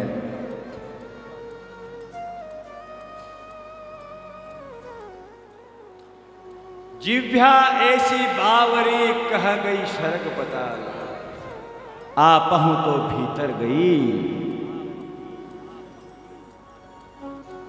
आगे आप समझदार हैं,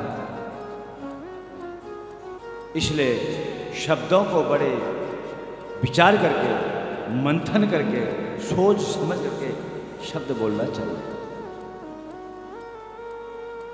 बच्चों ने मजाक की।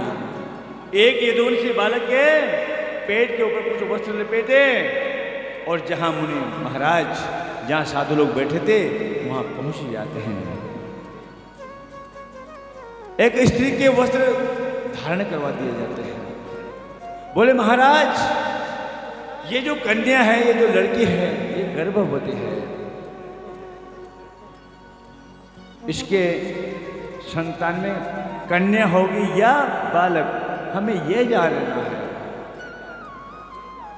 लेकिन वो त्रिकालज्ञ जो है संत महात्मा नेत्र बंद किए और देख लिया, अरे बालकों, किसी बालक के पेट के ऊपर वस्त्र बांध करके एक स्त्री का रूप धारण किया और मेरे सन्मुख खड़े हो गए। उन्होंने भी मजाक में बोल दिया, हाँ, जो स्त्री मेरे सामने खड़ी है उसके ना बालक होगा ना बालिका, एक मुसल का जन्म होगा। मुसल जानते हो ना आप, जिससे अनाज को खोटा जाता है। लकड़ी का एक डंडा होता है जिससे अनाज को ऊंखली के द्वारा खोटा जाता है, वो जन्म होगा। और इस दंड के द्वारा, इस मुसल के द्वारा तुमने जो मजाक की है, तुम्हारा वंश हमेशा के लिए नष्ट हो जाएगा। इस श्राप दे दिया किसको? यदुवंशियों को। और कृष्ण भगवान भी यही चाहते थे कि मेरा काम कौन सहजता से करे। समय आने के बाद उस बच्चे के मुसल का जन्म हुआ।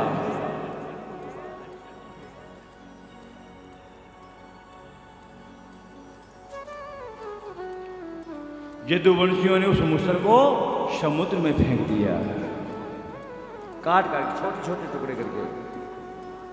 जैसे ही समुद्र में फेंका, उसमें से घास पैदा हो गई।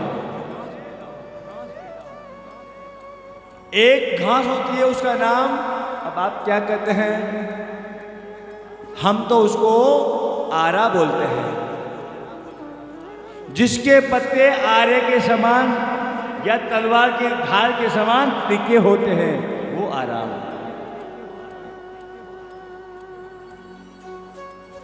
और एक दिन जो है नशे के या यो कहे अभिमान के वश में भगवान की माया से वो यदुवंशी आपस में लड़ करके भिड़ गए।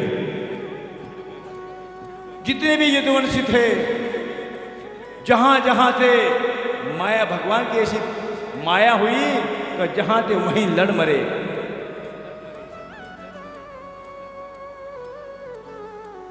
अस्त्र शस्त्रों की कमी पड़ गई। जो घास उगी थी वही उनको तलवारें नजर आई और उखाड़ के उनको आयुध के रूप में लेकर के और आपस में काट मार मचाए और सारी धरती यदुवंशों से हीन हो गई।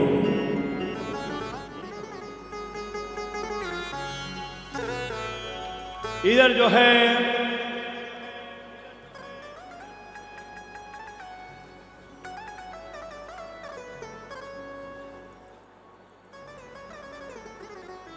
जब यदुवंशों से हीन पृथ्वी हुई, उस समय दत्तात्रेय महाराज का आगमन होता है।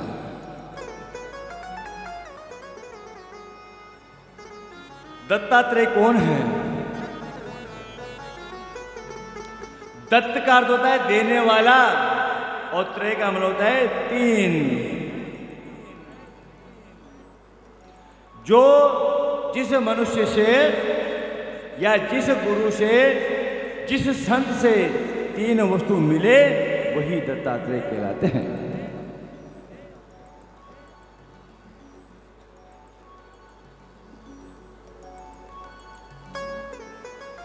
दत्तात्रेय ने अपने जीवन में 24 गुरु बनाए थे। जहां से जो शिक्षा मिल जाए वही गुरु। हमारे चरणों में गुरु अपने जीवन में गुरु का आगमन होना चाहिए। गुरु कैसा हो, शिष्य कैसा हो, क्या क्या लक्षण होते हैं गुरु के, ये सारी चीजें भागवत में बताइए। श्रीधर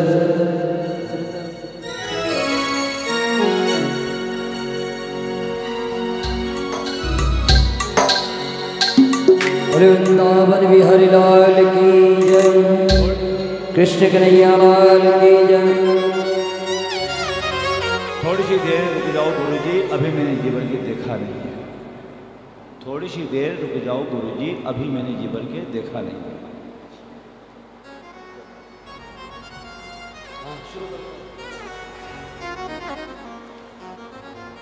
जीवन में जब तक गुरु का आगमन नहीं होता है उस मनुष्य का ना मोक्ष होता है ना कल्याण होता है। गुरु की परंपरा क्या है? 4 वर्ण होते हैं, ब्राह्मण, वैश्य, क्षत्रिय और शूद्र।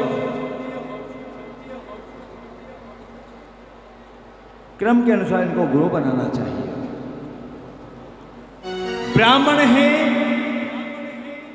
ब्राह्मण है तीनों वर्णों का गुरु माना गया है और ब्राह्मण के गुरु सन्यासी होते हैं, महात्मा लोग होते हैं और महात्माओं के गुरु भगवान भोलेनाथ यानी शिव होते हैं। यदि आप अपने जीवन में यदि योग्य कोई ब्राह्मण नहीं मिला, कोई योग्य संत नहीं मिला गुरु बनने योग्य, आप भगवान शिव को अपना गुरु माने। गुरुदेव दया करके मुझको अपना लेना, गुरुदेव दया करके मुझको अपना लेना। मैं शरण पड़ा तेरी, मैं शरण पड़ा तेरी, चरणों में जगह देना। गुरुदेव दया करके मुझको अपना लेना, गुरुदेव दया करके मुझको अपना लेना।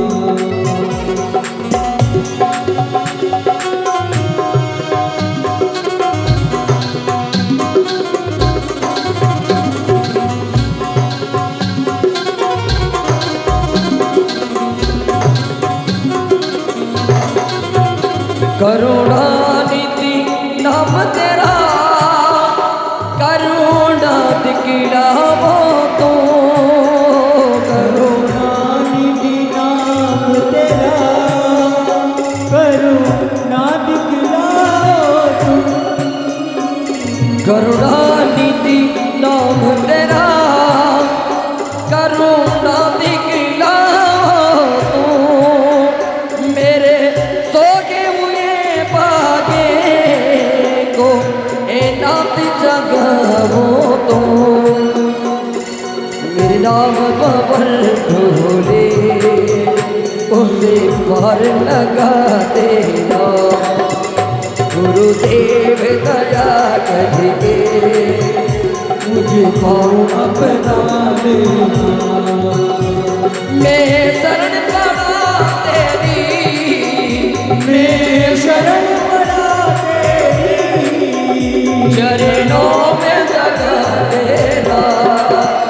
गुरुदेव दया करके मुझको अपना लेना, गुरुदेव दया करके मुझको अपना लेना।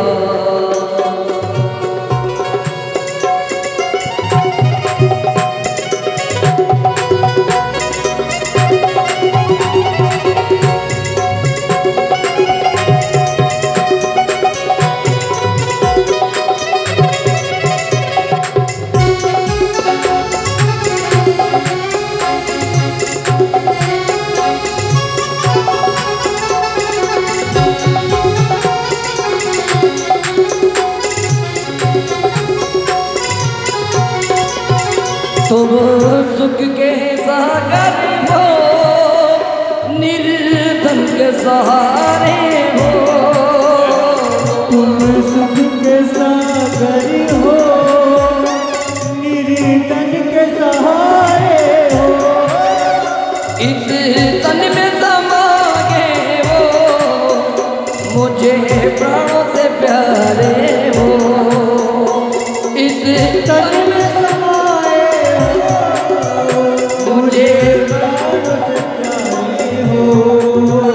इतना रज हो तेरी, नहीं दिल से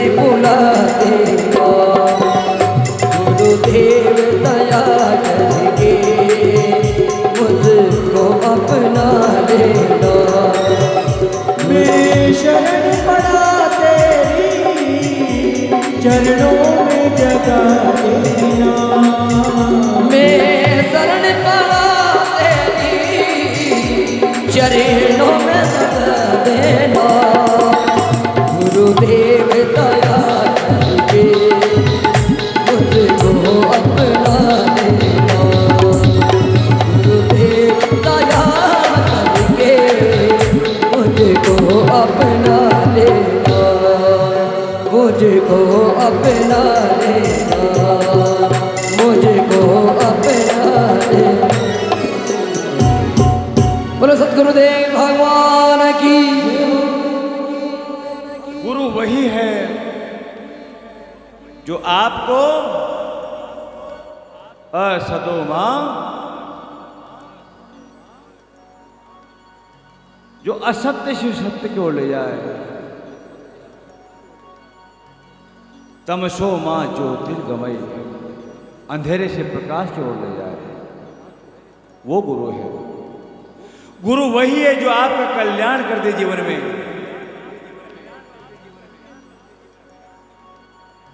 जहां से जो शिक्षा मिल जाए वही आपका गुरु है, चाहे वो माँ हो, चाहे आपके पिता हो, भाई हो, पड़ोस हो, जड़ चेतन में जो भी है गुरु। जीवन में जिस मनुष्य ने गुरु दीक्षा प्राप्त नहीं की है उसका शास्त्रों में लेख है। ये केवल ऐसा नहीं है मात्र कथावाचक बोलते हैं ते है, उसका मोक्ष नहीं होता है। जो कर्म मनुष्य करता है, कल्याणकारी कर्म जो मनुष्य कार्य करता है वो पुण्य भी नहीं लगता है। इसलिए मनुष्य को चाहिए